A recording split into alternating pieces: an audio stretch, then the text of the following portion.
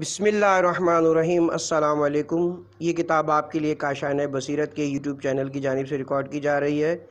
کتاب کا نام ہے شمیم ولایت۔ اب ہم کتاب کا پارٹ نمبر 8 پڑھیں گے، فصل دوم، عید ولایت کا بقیہ حصہ، صفحہ نمبر 119، منافقین کا خطرہ۔ حضرات اہل سنت کے بعض مفسرین تحریر کرتے ہیں کہ حضرت علی علیہ السلام کی ولایت و امامت خدا کی طرف سے تھی اور پیغمبر اکرم نے اسے ابلاغ فرما دیا تھا۔ سورہ مائدہ آیت نمبر 3۔ آج کافر لوگ تمہارے دین سے مایوس ہو چکے ہیں، پس تم ان کافروں سے نہیں مجھ سے ڈرو۔ مذکورہ آیت مبارکہ کے مقتضیٰ کے مطابق کوئی اس کے انکار کی قدرت نہیں رکھتا اور نہ ہی اسے تبدیل کرنے کی صلاحیت و استعداد رکھتا ہے۔ سب نے اسے قبول کر لینا تھا، لیکن چونکہ امت نے انہیں قبول نہیں کیا تھا، اس سے معلوم ہوتا ہے کہ حضرت علی کی امامت خدا اور رسول کے حکم کے مطابق نہ تھی۔ مذکورہ مفسر نے اس نقطے سے غفلت برتی ہے کہ خداوند کریم نے فرمایا کہ آج کفار اور منافقین تمہارے دین سے نا امید ہوئے ہیں۔ اس پر بحث نہیں کی گئی، بلکہ گفتگو صرف کافروں کی نا امیدی کے بارے میں کی گئی ہے۔ کفار سے مراد عیسائی، یہودی اور بت پرست ہیں۔ وہ کفار جو اصل دین کے در پہ ہیں اور مقابلہ کرنے کا ارادہ رکھتے ہیں اور اسلام کی نئی بنیادوں میں رخنہ اندازی کرنا چاہتے ہیں۔ اب چونکہ دین اور امت کو ایک معصوم رہبر مل گیا ہے، لہٰذا کفار نا امید ہو گئے ہیں، لیکن اس کے باوجود منافقین جو بدترین داخلی دشمن ہیں یہ موجود ہیں۔ اسی لیے خداوند کریم آیت کے ذیل میں ارشاد فرماتے ہیں کہ مجھ سے ڈرو، نہ کہ دشمنان خدا اور رسول سے جو داخلی دشمن ہیں، جو حق کو چھپاتے ہیں اور جھوٹ و کذب جال کرتے ہیں۔ اس بنا پر آیت شریفہ یہ نہیں کہہ رہی ہے کہ منافقت اور منافقین کا خطرہ بھی برطرف ہو چکا ہے، بلکہ آیت میں موجود قرینہ مفسر موصوف کے مدعا کے برعکس ہے۔ اگرچہ یہ آیت کافروں کی نا امیدی کی اطلاع دے رہی ہے، مگر منافقین کا تو نام تک نہیں لیا کہ اب کافر نا امید ہوئے ہیں، صرف اتنا کہا ہے کہ اب کافر نا امید ہو چکے ہیں۔ مجھ سے ڈرو یہ ہوشیار کیا جا رہا ہے تاکہ مسلمان منافقین اور منافقت کے خطرے سے خوف محسوس کریں۔ اگر مسلمان خدا کی پرواہ نہیں کریں گے اور نفاق سے آلودہ ہو جائیں گے اور داخلی جنگوں کی آگ روشن کر دیں گے تو دین اور اسلامی نظام کو خطرات لاحق ہوں گے۔ پس یہ آیت بیرونی دشمنوں کی نا امیدی کی نگران ہے، تمام دشمنوں کا احاطہ نہیں کرتی ہے کہ منافقین کو بھی محیط ہو جائے۔ جملہ واقعشون نشاندہی کرتا ہے کہ اگر مسلمان خدا سے نہ ڈریں اور دین مقدس کی پاسداری نہ کریں تو یہ عظیم نعمت ان سے چھین لی جائے گی۔ آج بھی مسلمان اگر خوف خدا کرے اور نفاق اور داخلی ضعف کا شکار نہ ہو تو کفار اور دشمنان دین و اسلام نا امید ہو جائیں گے۔ یہ خطرہ جو اسلام اور جہان اسلام کو درپیش ہے وہ ضعف اور نفاق ہے جو اسلامی معاشرے میں موجود ہے۔ یہ نعمت جو سپاس و شکر کے بغیر ہوگی وہ سلب کر لی جائے گی۔ خداوند کریم سورہ انفال میں ارشاد فرماتے ہیں، وہ نعمت جو لوگوں کو دی جاتی ہے اور وہ اس کا شکریہ بجا نہیں لاتے تو وہ نعمت عذاب میں تبدیل ہو جاتی ہے جب تک وہ قوم اپنی حالت کو نہ بدل ڈالے۔ سورہ انفال آیت نمبر 53۔ ایسا اس لیے ہوا کہ اللہ جو نعمت کسی قوم کو عنایت فرماتا ہے اس وقت تک اس سے نہیں بدلتا جب تک وہ خود اسے نہیں بدلتے، اور یہ کہ اللہ خوب سننے والا اور جاننے والا ہے۔ خداوند کریم جب بھی افراد کو اپنی نعمت اور امانت کے لائق نہیں سمجھتا تو ان سے ان مذکورہ صفات کو سلب کر لیتا ہے، پھر جن لوگوں کو اس مقام کے لائق سمجھتا ہے انہیں نبی اکرم کا جانشین بنا دیتا ہے تاکہ اس طرح آئین الہی کی حفاظت کو یقینی بنایا جا سکے۔ اگر تم نے منہ پھیر لیا تو اللہ تمہارے بدلے اور لوگ لے آئے گا، پھر وہ تم جیسے نہ ہوں گے۔ سورہ محمد آیت نمبر 38۔ سورہ مائدہ میں بھی ارشاد ہو رہا ہے، اے مومنین اگر تم خدا کے دین سے پلٹ جاؤ گے تو خدا تمہاری جگہ ایک قوم کو منتخب کرے گا جنہیں وہ دوست رکھتا ہوگا اور وہ خدا کو دوست رکھتے ہوں گے، مومنین کی نسبت نرم رویہ رکھے ہوئے ہوں گے، جبکہ کافروں پر سخت اور بھاری ہوں گے۔ یہ راہ خدا میں جہاد کریں گے اور اس راہ میں کسی ملامت اور سرزنش سے خوف زدہ نہیں ہوں گے۔ سورہ مائدہ آیت نمبر 54۔ اے ایمان والو، تم میں سے جو بھی اپنے دین سے پھر جائے تو اللہ بہت جلد ایسے لوگوں کو پیدا کرے گا جن سے اللہ محبت کرتا ہوگا اور وہ اللہ سے محبت کرتے ہوں گے، مومنین کے ساتھ نرمی سے اور کافروں کے ساتھ سختی سے پیش آنے والے ہوں گے۔ راہ خدا میں جہاد کریں گے اور کسی ملامت کرنے والے کی ملامت سے نہیں ڈریں گے۔ حضرت امیر المومنین علیہ السلام نے نہج البلاغہ میں اپنے ماننے والوں کو منافقین کے متعلق مطلع فرمایا ہے: مجھے قسم ہے اس ذات کی جس نے دانے کو شگافتہ کیا اور انسان کو خلق فرمایا، یہ لوگ باطن سے مسلمان ہوئے ہی نہیں ہیں، صرف تسلیم ہوئے ہیں۔ انہوں نے اپنے کفر کو پنہا کر لیا، جب انہیں کوئی حامی و مددگار ملتا ہے تو فوراً اپنے کفر کو آشکار کر دیتے ہیں۔ نہج البلاغہ مکتوب نمبر 16۔ بنو امیہ فتح مکہ سے قبل کافر تھے، اس کے بعد ظاہراً مسلمان ہوئے مگر اندر اور باطن سے کافر و منافقی تھے۔ ان کی دھیرے دھیرے یہ کوشش جاری رہی کہ کسی طرح سے نبی وہ امامت اور خلافت کو سلطنت میں تبدیل کر دیں، اور وہ اپنے اہداف میں کامیاب بھی ہوئے۔ مسلمان پیغمبر اکرم کی اتباع و اطاعت کے سبب اور اس کے نتیجے میں حاصل ہونے والی ہوشیاری اور دشمن شناسی کی صلاحیت سے بالکل تھوڑے عرصے میں اس قابل ہو گئے تھے کہ انہوں نے اپنے دور کی دو بڑی طاقتوں ایران اور روم کو اپنا تابع بنا لیا تھا، اور اسلام یورپ کے دل فرانس اور ایشیا کے بعض ممالک تک جا پہنچا تھا، اور ان تمام علاقوں سے اذان کی پرکیف صدائیں کانوں کو سنائی دیتی تھیں۔ حضرت کی وصال کے بعد حضرت علی کی سیاسی بصیرت کے سبب داخلی جنگ وجود میں نہیں آئی۔ یہ آپ کی ذات والا صفات تھی جو اپنے حق سے محروم ہونے اور اپنی ناموس دختر رسول پر مظالم کو بڑے صبر سے برداشت کر گئی، بلکہ اسلامی معاشرے کو درپیش تمام مشکلات پر تحمل فرمایا۔ ان نامساعد حالات میں بھی دین اور ملت کو بہترین رہنمائی اور امداد فراہم کی۔ آج کے اس دور میں کہ جب 1 ارب سے زیادہ لوگ اسلام کے معتقد ہیں اور وابستگی رکھتے ہیں، اور یہ سب سیاست علویہ کی دور رس نگاہوں کا ثمر ہے، اگر خدا نخواستہ سقیفہ کے واقعے کے بعد داخلی جنگ کا آغاز ہو جاتا تو دین کو شدید خطرات لاحق ہو جاتے ہیں۔ حضرت امیر المومنین جو ولی اللہ تھے جانتے تھے کہ کہاں پیغمبر گرامی کے مانند صبر کرنا ہے اور کہاں تلوار اٹھانی ہے۔ رسول اکرم نے 13 سال کی مکہ مکرمہ میں دشوار ترین حالات اور شرائط کے تحت زندگی بسر کی، جبکہ حضرت علی علیہ السلام نے پورے 25 سال، پوری ایک ربع صدی بنتی ہے، اپنی آنکھوں میں خار، گلے میں پھندے ہونے کے باوجود صبر کو اختیار فرمایا۔ پیغمبر نے مدینے میں 10 سال کے لیے حکومت تشکیل کی، کفار سے جنگیں فرمائیں۔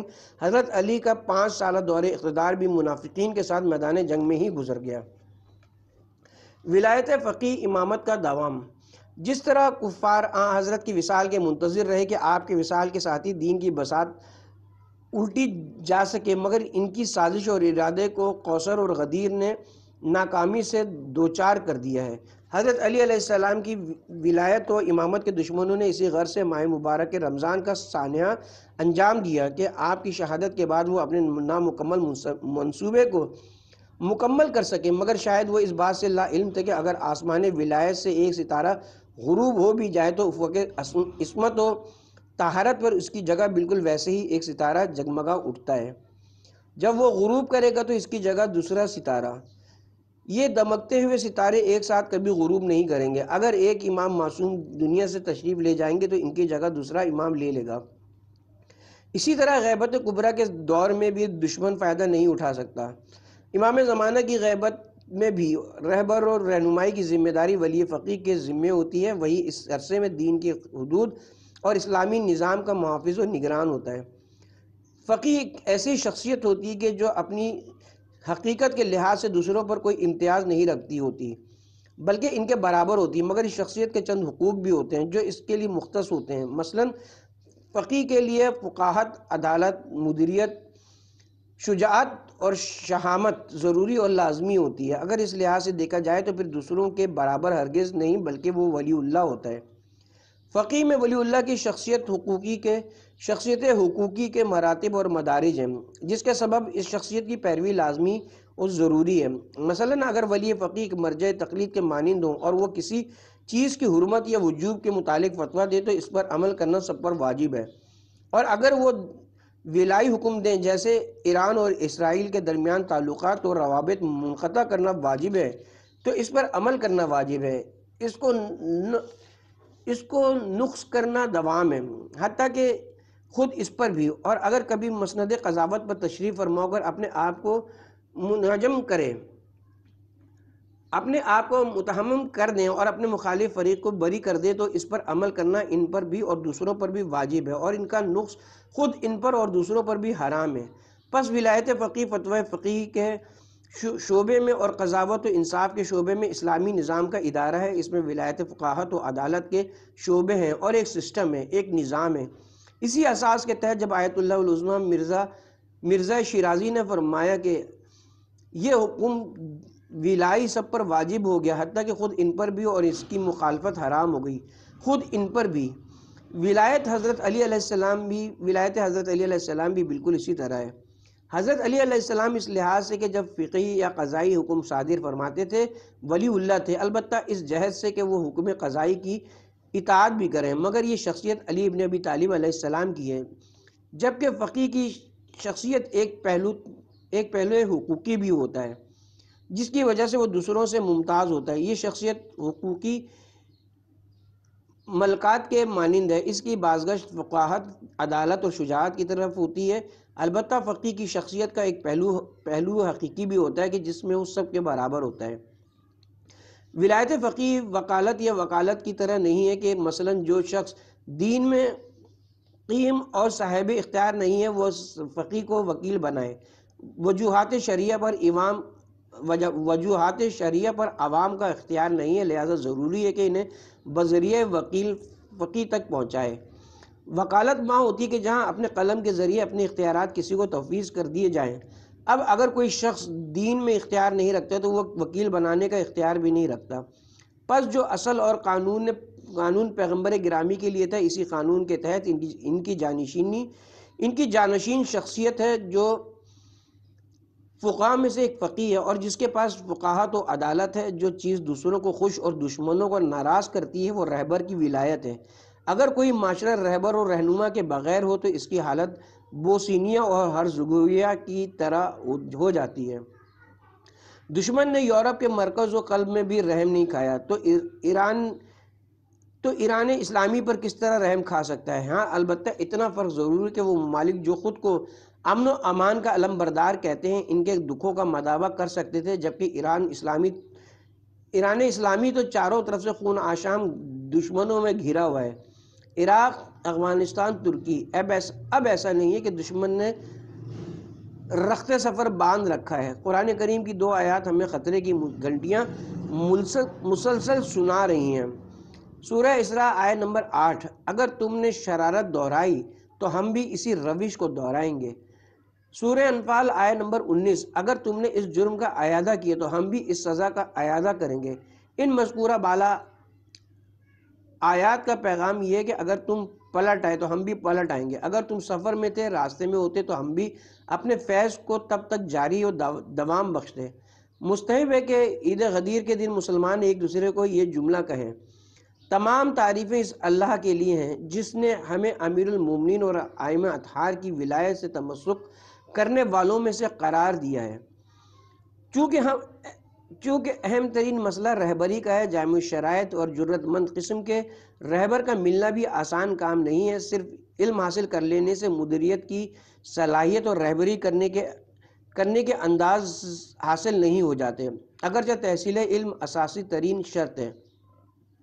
لہٰذا افغانستان، لبنان اور عراق جیسے ممالک میں اسلحہ اٹھانے کی ضرورت اور استقامت دکھانے کی قطعاً ضرورت نہیں ہے، بلکہ ان ممالک میں ایک رہبر کی ضرورت ہے۔ جنگجو ہیں، مسلح مجاہد ہیں، فداکار ہیں۔ ان ممالک میں مجاہدین شہداء کی ایک بڑی تعداد موجود ہے۔ ان کی اہم ترین مشکل رہبری کی مشکل ہے۔ ایک معاشرہ بغیر متقی و پرہیزگار، لائق و صاحب استعداد رہبر کے جو کوثر کا حقیقی مصداق کو تشکیل دیا گیا ہے، انہیں ان صفات کا حامل رہبر میسر نہیں ہے۔ خدا نہ کرے کہ کبھی کسی آنے والے وقت میں ہماری غفلت و لاپرواہی اور دشمن کی چالاکی و ہوشیاری سے ایران کو بھی ان حالات کا سامنا کرنا پڑے۔ غدیر کو زندہ رکھنا اس لیے بھی ضروری ہے کہ ہم اسلامی نظام کی قدر و اہمیت کو پہچان سکیں، اس کی اپنی جان و مال سے حفاظت کریں اور ولایت کے زیر سایہ امام کی طرح کے ولی فقیہ کی قیادت میں کامل نظام کی طرف رواں دواں رہیں۔ اس مسیر الہی میں سفر کے دوران میں اس کی مخالفت کرنے والوں سے مبارزہ کریں۔ خداوند کریم نے دین کو ولایت اہل بیت کے سائے میں مکمل اور نعمتوں کو تمام کیا ہے۔ وہ دین جس میں ولایت ہوتی ہے وہ کامل اور پسندیدہ ہے، تبھی تو اکمال الدین اور اتمام نعمت کے بعد فرمایا، آج میں نے اسلام کو تمہارے لیے دین کے طور پر پسند فرمایا ہے۔ یعنی اب تک اسلام خدا کا پسندیدہ نہیں تھا، آج ولایت نے کمال دین اور تمام نعمت کی اساس فراہم کی ہے، لہٰذا ایسا اسلام خدا کا پسندیدہ دین خدا کے نزدیک وہی اسلام ہے۔ سورہ آل عمران آیہ نمبر 19۔ اللہ کے نزدیک دین صرف اسلام ہے۔ اسلام تمام انبیاء کرام کا دین تھا، مختلف انبیاء کی شرائع گوناگوں صورتوں میں ظہور کرتی رہیں، مگر آج اسلام کامل اور ان کی تمام شدہ تصویر ہے، چونکہ اس میں ولایت ہے۔ اسلام بغیر ولایت کے اور قرآن بغیر اطرت کے فضول اور دوسروں کی طمع و لالچ کا مرکز بن جائیں گے، پھر دوسرے افراد ان سے کھیلنے لگیں گے۔ البتہ اگر دین کا متولی معتدین ہو تو پھر دوسرے اور دشمن نا امید ہو جائیں گے۔ عید ولایت کی تاریخ۔ حضرت پیغمبر اکرم صلی اللہ علیہ وسلم 10ویں ہجری میں خدا کی طرف سے مامور تھے کہ خود جا کر مراسم حج میں شرکت کریں اور مسلمانوں کو حج کرنے کا طریقہ اور مکمل طریقہ سکھائیں۔ پیغمبر اکرم کے حکم کے مطابق ذی-القعدہ کے مہینے میں مدینہ منورہ اور نزدیک کے دیگر قبائل میں اعلان کرایا گیا کہ پیغمبر اکرم عازم حج ہیں۔ اس اعلان کے فوراً بعد ہزاروں افراد مدینہ کے اطراف میں خیمہ زن ہو گئے اور سب پیغمبر اکرم کے کوچ کا انتظار کرنے لگے۔ پیغمبر اکرم نے ماہ ذی-القعدہ میں حضرت ابو دجانہ کو مدینہ منورہ میں اپنا جانشین مقرر فرمایا اور قربانی کے 60 جانور لے کر مکے کی طرف روانہ ہوئے اور ذوالحلیفہ جہاں مسجد شجرہ موجود ہے کے مقام پر پہنچ کر احرام باندھے، پھر مکہ مکرمہ روانہ ہوئے۔ 4 ذی الحجہ حمد خدا اور درود ابراہیمی کا ورد کرتے ہوئے مکہ مکرمہ پہنچے۔ امیر المومنین پیغمبر اکرم کی طرف سے یمن کے سفر پر تھے تاکہ اہلیان یمن کو اسلام کی دعوت دیں۔ جب آپ نے پیغمبر کے حج کی خبر سنی تو قربانی کے 34 جانور لے کر مکے کی سمت روانہ ہوئے اور مکۃ المکرمہ کے باہری پیغمبر اکرم سے آ ملے۔ پیغمبر اکرم نے اس سال مسلمانوں کو مکمل حج بجا لانے کا طریقہ بتایا اور 9 ذی الحجہ روز عرفہ کو ظہر و عصر کی نماز عرفات کے میدان میں 1 لاکھ افراد کے ہمراہ ادا فرمائی اور پھر اپنا تاریخی خطبہ ارشاد فرمایا، جس کے آغاز میں مسلمانوں سے فرمایا، اے لوگوں میری گفتگو سنو، میں شاید دوبارہ تم سے اس جگہ نہ مل سکوں۔ اور خطبے کے اختتام پر آسمان کی طرف اپنی انگلی اٹھا کر اشارہ فرمایا کہ اے اللہ، میں نے تیرا پیغام پہنچا دیا ہے۔ تاریخ اور حدیث کی زبان میں اس حج کو حج وداع، حج بلاغ اور حج اسلام کا نام دیا گیا۔ مراسم حج ادا کرنے کے بعد آپ نے مکہ کو مدینہ جانے کی غرض سے الوداع کہا۔ جب آپ کا کارواں رابغ جوفہ سے 3 میل کے فاصلے پر پہنچے تو امین وحی حضرت جبرائیل علیہ السلام تشریف لائے اور پیغمبر گرامی کو مخاطب کر کے سورہ مائدہ کی آیت نمبر 67 تلاوت فرمائی۔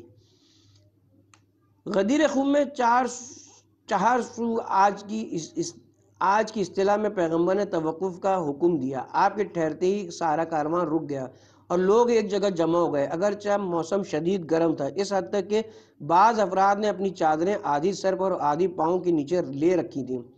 ایک درخت کے ساتھ چند چادریں باندھ کر ان کا سائبان بنا کر پیغمبر اکرم کے لیے سائے کا انتظام کیا گیا۔ آپ نے نماز ظہر با جماعت ادا فرمائی۔ اس کے بعد جب ہر طرف آپ کے گرد لوگوں کا جمع غفیر جمع تھا، اونٹ کے پالانوں کا منبر اونچی جگہ پر تیار کیا گیا، جس پر آپ نے کھڑے ہو کر بلند آواز کے ساتھ اپنا تاریخی خطبہ ارشاد فرمایا۔ حمد و ثنا کے بعد فرمایا، اے لوگو، وقت آ پہنچا ہے کہ میں شاید بہت جلد اپنے رب کی دعوت پر لبیک کہہ دوں اور تمہارے درمیان نہ رہوں۔ میں بھی مسئول ہوں اور تم بھی مسئول ہو، میرے بارے میں کیا سوچتے ہو؟ سب نے کہا، ہم گواہی دیتے کہ آپ نے اپنا کار رسالت احسن طریقے سے انجام دیا ہے اور مکمل کوشش و سعی کی ہے، خدا آپ کو اس کا بہترین اجر عطا فرمائے۔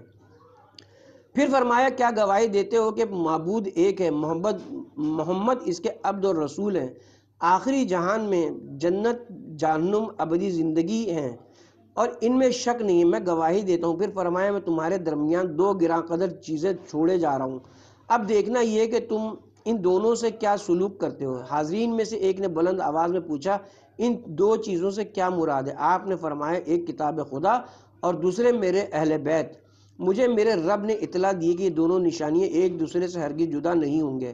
اے لوگوں، قرآن اور اہل بیت کے بارے میں پس و پیش نہ کرنا، ان دونوں پر عمل کرنے میں ہرگز کوتاہی نہ کرنا ورنہ نابود ہو جاؤ گے۔ پھر اسی لمحے حضرت علی کا بازو پکڑ کر اتنا بلند کیا کہ بغلوں کی سفیدی نمایاں ہو گئی، دونوں ہاتھ پوری طرح نمایاں ہو گئے۔ تو پھر آپ کا تعارف کروایا اور فرمایا مومنوں پر ان سے زیادہ اولیت کون رکھتا ہے؟ سب نے کہا خدا اور پیغمبر سب سے دانا ترین ہے۔ پیغمبر نے فرمایا خدا میرا مولا ہے اور میں سب مومنوں کا مولا ہوں، میں ان کے نفسوں پر ان کی نسبت زیادہ حق تصرف رکھتا ہوں۔ اطمینان کی خاطر اس جملے کی 3 بار تکرار فرمائی تاکہ کوئی اشتباہ کا شکار نہ رہے۔ پھر فرمایا من کنت مولا ہو فہذا علی مولا، اور پھر اس کے بعد یوں دعا فرمائی جس کا میں مولا ہوں اس کا علی مولا ہے۔ خدایا جو علی کی ولایت قبول کرے اور اسے دوست رکھے تو بھی اسے دوست رکھ، اور جو علی سے دشمنی رکھے تو بھی اسے دشمن رکھ۔ اے اللہ علی کے حامی اور ناصروں کی مدد فرما اور دشمنان علی کو رسوا فرما اور علی کو حق کا محور قرار دے۔ بعض حضرات نے یوں بھی نقل کیا کہ اس کے علاوہ مولا کے بارے میں بحث نہیں ہے کہ بعض حضرات اس کی یہ توجہ کر سکے کہ مولا کے معنی ناصر اور دوست کے ہیں، نہ کہ رہبر اور رہنما کے۔ ان حضرات کا کہنا ہے کہ اس حدیث کا ذیل قرینہ بن رہا ہے اور نیز صدر حدیث سے بھی دوست اور مددگار کا معنی سمجھ آتا ہے، نہ کہ رہبر اور رہنما کا۔ وہ اس چیز سے غافل ہے کہ صدر حدیث خود شاہد رہی کہ جبکہ ہمیشہ صدر کا ظہور معیار ہوتا ہے ذیل کا نہیں۔ ہمیشہ کلام کا اصلی حقیقی مطلب صرف صدر کلام سے سمجھا جاتا ہے، جبکہ حدیث کے صدر سے اشہاد اور استشہاد سے جو معنی سمجھا جاتا ہے وہ ہے پیغمبر کی رہبری اور رہنمائی۔ صدر کلام اسی کی نشاندہی کر رہا ہے، چونکہ آپ نے سورہ احزاب کی آیت نمبر 6 کے تحت لوگوں سے اقرار لیا کہ آپ مومنین کی نسبت اولیت رکھتے ہیں۔ پھر فرمایا کہ اگر میں اولا ہوں تو پھر جس کا میں مولا ہوں اس کے علی مولا ہیں۔ پھر اصحاب سے مخاطب ہوئے کہ ابھی فرشتہ وحی لے کر نازل ہوا ہے اور یہ آیت بیان فرمائی ہے۔ سورہ مائدہ آیت نمبر 3، آج دین تمہارے لیے مکمل کر دیا گیا، تم پر نعمتیں تمام کر دی گئی ہیں اور اسلام کو بطور پسندیدہ دین قرار دیا گیا تمہارے لیے۔ اسی لیے پیغمبر گرامی کی صدائے تلبیہ بلند ہوئی کہ میں اپنے رب کا شکر گزار ہوں جس نے اپنا دین مکمل فرمایا اور نعمتیں تمام فرمائیں اور میرے بعد علی کی جانشینی، وصایت اور ولایت پر خوشی کا اظہار فرمایا ہے۔ اس کے بعد حضرت اس بلند جگہ سے نیچے تشریف لائے اور حضرت علی سے فرمایا اے علی خیمے کے اندر بیٹھ جاؤ۔ پھر فرمایا کہ اسلام کی بزرگ شخصیات آپ سے مصافحہ کریں اور مبارکباد دیں۔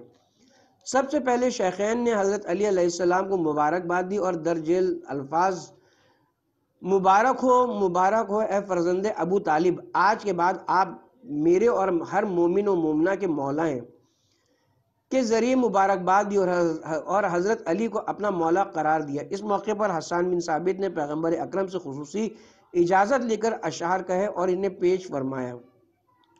تاریخ کی طرف رجوع کرنے سے بخوبی معلوم ہو جاتا ہے کہ 18 ذی الحجہ کا دن مسلمانوں کے عید غدیر کے نام سے مشہور تھا۔ اس عظیم اسلامی عید کی بازگشت روز غدیر کی طرف ہوتی ہے، چونکہ اس دن آپ نے تمام مہاجرین و انصار اور اپنی ازواج کو حکم دیا کہ وہ حضرت علی علیہ السلام کے پاس جائیں اور انہیں اس عظیم فضیلت کی مبارکباد پیش کریں۔ جناب زید ابن ارقم کہتے ہیں کہ مہاجرین میں سے حضرت ابو بکر، حضرت عمر، حضرت عثمان، حضرت طلحہ، حضرت زبیر سر فہرست ہیں جنہوں نے حضرت کی طرف بیعت کرنے کی خاطر اپنا ہاتھ بڑھایا اور مبارکباد پیش کی۔ مبارکبادوں اور بیعت کرنے کا سلسلہ غروب آفتاب تک جاری رہا۔ واقع غدیر کو 110 صحابہ کرام اور تابعین میں سے 89 افراد نے نقل کیا ہے، جن کے اسماء اہل سنت کے منابع و مدارک میں تفصیلاً موجود ہیں۔ حدیث غدیر کو بعد والی صدیوں میں نقل کرنے والے راویوں کی تعداد بہت زیادہ ہے۔ صرف اہل سنت کے 360 علماء کرام نے اس حدیث کو اپنی کتابوں میں ذکر کیا اور محفوظ کیا ہے، اور بہت زیادہ گروہوں نے اس کی صحت اور استواری کا اعتراف کیا ہے۔ بلکہ بعض حضرات نے تو حدیث غدیر پر مستقل کتب بھی تحریر فرمائی ہیں۔ بعض شیعہ حضرات نے بھی حدیث غدیر کے بین الاقوامی واقع پر مستقل کتب تحریر کی ہیں، جن میں سر فہرست علامہ امینی کی کتاب الغدیر ہے۔ ولایت کا دین میں مقام۔ اگرچہ پیغمبر اسلام آغاز بعثت ہی سے مختلف طریقوں سے متعدد مقامات پر حضرت علی علیہ السلام کی خلافت و امامت کا اعلان کرتے چلے آ رہے تھے، مگر غدیر کے مقام پر جو واقعہ ہوا وہ یادگار اور ایک عالمی قطع نامے کی حیثیت رکھتا ہے۔ اس تاریخی دستاویز کی پیغمبر اکرم نے قرأت کی اور اس پر آن حضرت کے دست مبارک کے دستخط بھی موجود ہیں، جو طول تاریخ میں ائمہ معصومین کی علمی اور عملی سیرت کے طلبگاروں کے لیے اور شمع ولایت کے پروانوں کے لیے مشعل راہ کی حیثیت رکھتے ہیں۔ ائمہ طاہرین کی ولایت و امامت کو دنیا کا اصلی نقطہ اور محور قرار دیا گیا، اس کی تاکید بھی فرمائی گئی ہے۔ حضرت امام محمد باقر علیہ السلام ارشاد فرماتے ہیں، اسلام کی بنیاد 5 چیزوں پر ہے: نماز، زکوٰۃ، روزہ، حج اور ولایت۔ ان میں سے کوئی بھی رکن ولایت کے مقام کا اور اس کا نعم البدل واقع نہیں ہو سکتا۔ بعض روایات میں ولایت کے ساتھ روز غدیر کا ذکر بھی موجود ہے۔ جناب زرارہ کا کہنا ہے کہ جب امام محمد باقر علیہ السلام نے اسلام کے اراکین پنجگانوں کو بیان کیا تو اس کے بعد میں نے حضرت سے سوال کیا، ان 5 میں سے افضل ترین کون سا ہے؟ امام نے فرمایا، ولایت برترین اور افضل ترین ہے، چونکہ ولایت کا ارکان دین میں اہم اور دور رس نتائج کا حامل کردار ہے۔ ولایت دین کی امام اور رہنما ہے۔ کسی کام کی سربلندی۔ حضرت امام محمد باقر علیہ السلام اس حدیث کو جاری رکھتے ہوئے فرماتے ہیں، کسی کام کی سربلندی اور بلندی کا عروج اور کلید چابی اور ہر چیز کا دروازے خدا کی رضا سب کچھ معرفت امام میں ہے، اور اس کے بعد اطاعت امام مضمر ہے۔ خداوند کریم کا ارشاد ہے، جو بندہ رسول کی پیروی کرے گویا اس نے اللہ کی پیروی کی ہے۔ پھر مزید فرماتے ہیں، اگر کوئی شخص تمام عمر شب بھر رات خدا کی عبادت کرے، ہر دن روزہ رکھے، پھر اپنا تمام مال راہ خدا میں صدقہ دے دے اور ہر سال حج بیت اللہ بجا لائے، اگر اس کے دل میں ولی خدا کی ولایت کی معرفت نہیں ہے کہ ولایت کو قبول کر سکے اور اپنے تمام امور ولی خدا کی رہنمائی میں انجام دے سکے، اسے پروردگار کی طرف سے کوئی ثواب نہیں ملے گا، وہ اہل ایمان مومنین میں سے نہیں ہے۔ واقع غدیر کے گواہ۔ خداوند کریم نے ایک خاص پیرائی میں انسانوں سے عہد و پیمان باندھا اور انہی کو گواہ بھی مقرر کیا اور انہیں فرمایا، کیا میں تمہارا رب نہیں ہوں؟ سب نے عرض کیا، کیوں نہیں، ہم نے گواہی دی ہے۔ سورہ اعراف آیت نمبر 172۔ اور جب تمہارے رب نے فرزندان آدم کی پشتوں سے ان کی ذریت کو لے کر انہیں خود پر گواہ بنا کر سوال کیا کہ کیا میں تمہارا خدا نہیں ہوں؟ سب نے کہا، بے شک ہم اس کے گواہ ہیں۔ یہ عہد اس لیے لیا کہ روز قیامت یہ نہ کہہ سکو ہم اس عہد سے غافل تھے۔ خلیفہ خدا انسان کامل یعنی رسول اکرم کے جن میں خدائی کے آثار جلوہ گر ہوتے ہیں نے روز غدیر آیت کبریٰ کے عنوان کے تحت لوگوں سے اقرار لیا اور فرمایا ہے، اے لوگو، میں تمہارے اوپر خود تمہارے نفسوں کی نسبت زیادہ حق تصرف رکھتا ہوں، میں تمہارے اوپر خود تمہارے نفسوں کی نسبت زیادہ حق تصرف نہیں رکھتا ہوں۔ سب نے کہا، کیوں نہیں؟ چنانچہ میثاق الہی میں یہ اشہاد اقرار اور خدا کی ربوبیت کا اعتراف ہے اور ساتھ ہی انسانوں کی عبودیت کا بھی۔ اس کے علاوہ غدیر خم میں ولایت، رہبری اور خلافت پر اجتہاد کیا گیا ہے۔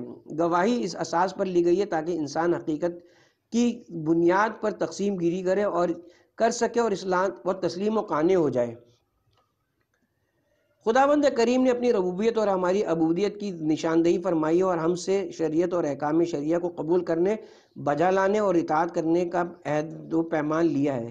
کیا میں تمہارا رب نہیں ہوں؟ ہم نے کہا، کیوں نہیں؟ پھر پیغمبر اکرم نے اپنے لوگوں کو اپنی نبوت کا گواہ بنایا۔ جب غدیر کے میدان میں موجود سارے مجمع سے اقرار لے چکے تو فرمایا کہ میری نبوت ماننے کا میری نبوت ماننے کا لازمی نتیجہ یہ ہے کہ اب میرے ولی اور وصی کی امامت اور ولایت بھی تسلیم کرو، اور حضرت علی علیہ السلام میرے وصی ہیں۔ آئمہ اطہار میں سے اکثر نے واقع غدیر سے استدلال اور بحران قائم فرمائے ہیں۔ خود امیر المومنین علیہ السلام نے خلافت کے سائنے کے بعد بھی استدلال اور استشہاد فرماتے ہوئے فرمایا ہے، کیا تم لوگ غدیر میں اور متعدد دوسرے مقامات پر موجود نہیں تھے جب حضرت نے مجھے اپنا وصی قرار دیا تھا، لہذا میری رہبری و ولایت کو قبول کرو۔ حضرت امیر المومنین علیہ السلام نہج البلاغہ میں ارشاد فرماتے ہیں، خطبہ نہج البلاغہ خطبہ نمبر 116، خدا کی قسم میں تمام لوگوں سے حتیٰ کہ خود ان لوگوں کی نسبت تمام لوگوں پر زیادہ اولیت رکھتا ہوں۔ یہ اولیت تعینی ہے نہ کہ تفضیلی۔ اس خطبے میں آپ کا فرمان ذیشان دراصل پیغمبر اسلام کے خطبہ غدیر سے استفادہ شدہ ہے۔ ولی اللہ کی اولیت سورہ احزاب کی آیت نمبر 6 کے نزول کے بعد لوگوں نے حضرت محمد مصطفیٰ صلی اللہ علیہ وسلم سے اس کی تفسیر کے متعلق سوال کیا تو آپ نے ارشاد فرمایا، میں دو سمتیں یا دو حیثیتیں رکھتا ہوں۔ ایک حیثیت رسول والی ہے کہ جس کی بنیاد پر احکام الہی کو تم تک نقل کرتا ہوں اور خود بھی اس پر عمل پیرا ہوتا ہوں۔ دوسری حیثیت ولایت و امامت اور جامعہ و معاشرے کی رہنمائی ہے۔ میں صلح و جنگ کا سالار لشکر ہوں۔ ملکی اور عسکری تمام حالات و مسائل میری ذمہ داری ہیں۔ میرے احکام کی اطاعت کرو، یعنی تمام مومنین کا ولی اور رہنما ہوں۔ پیغمبر اکرم نے غدیر خم کے موقع پر ابتدا اصول دین اور معرف سے فرمائی اور سب نے اس کا اقرار کیا۔ سورہ احزاب آیت نمبر 6 کی تلاوت فرمائی اور حاضرین سے اقرار لیا کہ پھر فرمایا، جو بندہ خود صاحب اختیار ہے، پیغمبر والی متولی ولی اور سب پر اولا ہے۔